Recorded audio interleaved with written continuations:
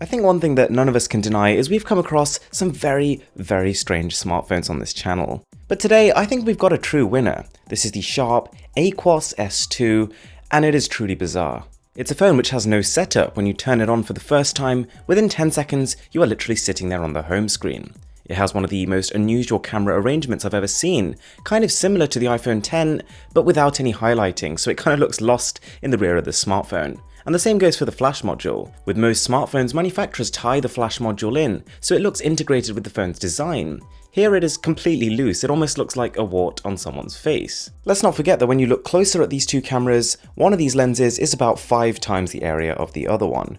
Very strange. Now, the oddities do not end there. The Aquos S2 is the first time on a smartphone I've ever had to use warm water to peel off the back sticker. It's also got a notch just for the camera, which is very strange, only ever seen on one other phone apart from this, that is the Essential phone. But if you think we're done there, take a look at the top 2 edges. Whereas most phones at this point just have flat displays, or displays that curve with the form of the phone, the Aquos S2 has a diagonal slant inwards, completely nonsensical. This must be more expensive to achieve than just a straight up flat panel, and at the same time it doesn't look anywhere near as good as a curved one. Amazingly, it doesn't end there. Let's take a bit of a deeper dive. So what happens to a phone when the company thinks both 16:9 and 18:9 aspect ratios are both overdone? They use a 17:9. Completely unnecessary, but that is what we've got over here. Now I would say that most first-party applications really take good advantage of the screen space. They work around the notch and they fill almost all of the display all the time. And speaking of the display, we're working with a 5.5-inch 2040 by 1080 LCD here, which is actually super bright and also pretty good when it comes to color reproduction. It's quite reminiscent of the LCD panels that HTC used to use in their One series of phones. It's good. And even side by side with top tier flagships, it's not a one-way battle. Unfortunately, as you might have guessed, about 0 third-party applications actually support this very specific aspect ratio. An obvious solution in my opinion to this is simply removing that Sharp logo and extending the screen a little bit more and just making it an 18:9 aspect ratio. As with a lot of phones released this year, the phone is primarily made of glass and aluminium. Definitely not a bad thing.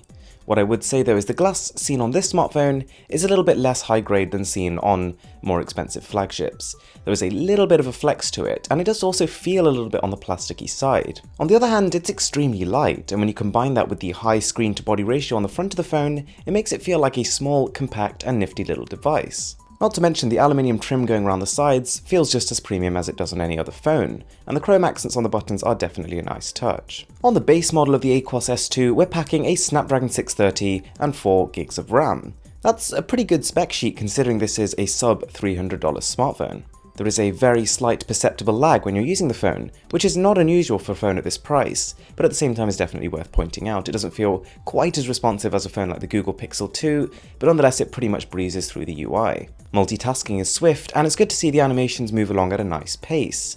In terms of benchmarks, I gotta say I was actually expecting it to do a little bit better than this. It certainly feels faster to use than its score would suggest, but this definitely implies that this is not going to handle the top tier 3D games you might want to play. In most aspects of the UI, it feels pretty indistinguishable from a Snapdragon 800 series processor, but some high-end games and apps will test that. Camera-wise, this phone really took me aback. It's got a dual 12 megapixel sensor, and the primary lens here has an f1.8 aperture. That's kind of surprising. And safe to say, this is a working dual camera. This isn't one of those fake ones that doesn't actually create a proper depth of field effect. This works. I would say shutter time is slightly on the slower side. It creates this little loading wheel every time you take a photo, but when you do, even in lower lighting conditions, detail is definitely there.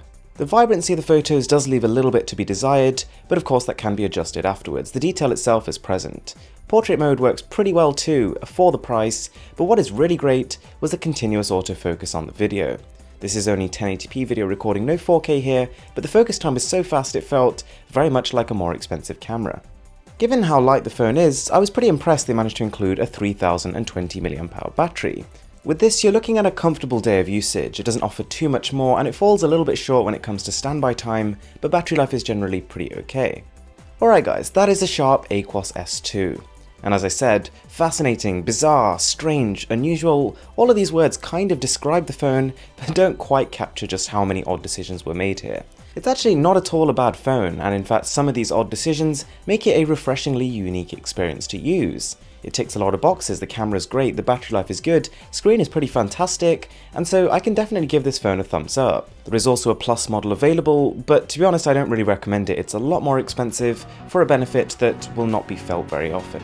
I do hope you enjoyed the video, and if you did, it really would be appreciated if you could subscribe to the channel. My name is Aaron, this is Mr. Who's the Boss, and I'm signing out.